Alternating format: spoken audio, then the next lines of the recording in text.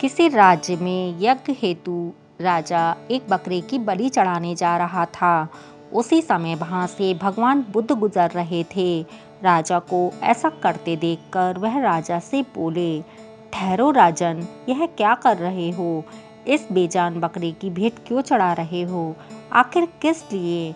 राजा ने कहा, इसकी बलि चढ़ाने से मुझे बहुत पुण्य प्राप्त होगा और यह हमारी प्रथा भी है। राजा की इस बात पर बुद्ध ने कहा, यदि ऐसी बात है तो मुझे भेंट चढ़ा दो, तुम्हें और ज़्यादा पुण्य मिलेगा।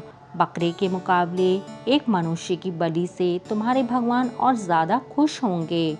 यह सुनकर राजा थोड़ा डर गया, क्योंकि बकरे की बलि चढ़ाने में कोई हर्जा नहीं था।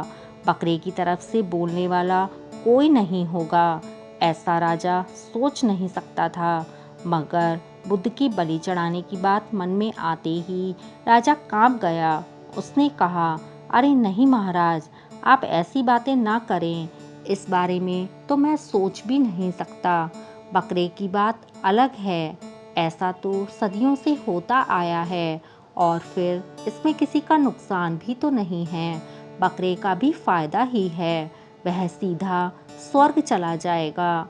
बुद्ध बोले, यह तो बहुत ही अच्छा है। मैं स्वर्ग की तलाश कर रहा हूँ। तुम मुझे बलि चढ़ा दो और मुझे स्वर्ग भेज दो।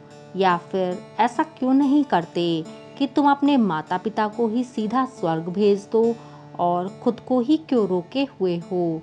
जब स्वर्ग जाने की ऐसी सरल व सुगम तरकीब मिल गई है तो काट लो गर्दन।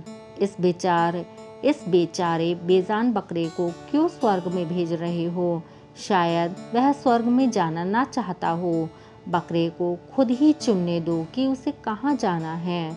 राजा के सामने अपने तर्कों की पोल खुल चुकी थी। वह महात्मा बुद्ध के चरणों पर झुककर बोला, महाराज, आपने मेरी आंखों पर पड़े अज्ञान के पर्दे को हटाकर मेरा जो उपकार किया है, मैं वह भूल नहीं सकता।